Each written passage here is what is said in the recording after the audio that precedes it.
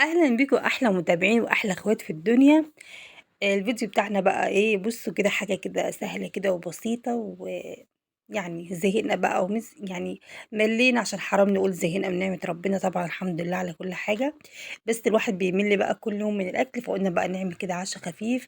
عملنا بقى كفته. الكفته دي انا كنت عاملاها في البيت، كنت عاملاها على ايدي. تمام. لمّا باحب باطلّع منها كده على طول. الهمبرجر بقى كمان، حمّرنا كمان همبرجر. الولاد عندي بقى، الولاد بيعشقوا الساندوتشات، وأنتم عارفين طبعًا كل الأطفال بيحبوا أوي الحاجات دي، ياكلوا كده ساندوتشات بقى وكاتشب والحاجات اللي هي الخفيفة دي، خصوصًا بقى إيه لمّا يكون عشا خفيف كده بالليل. تمام.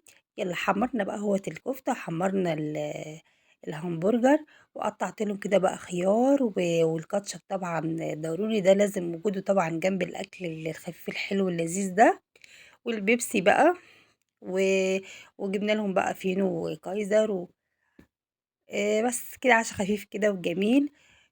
لو وصلتوا بقى معايا لحد هنا يا جماعة، بالله عليكم ما تنسوا اللايكات. اللايكات والله ببلاش ببلاش ببلاش، فيا ريت يعني يا جماعة اللايكات. بلاقي ناس عاملة كومنتات، او مثلا لو 20 مشاهدة الاقي كام لايك بس كده. يعني اللي تدخل يا جماعة واللي يدخل حطوا بس اللايك اول حاجة. يعني ما بيكهربش والله. ماشي. ماشي.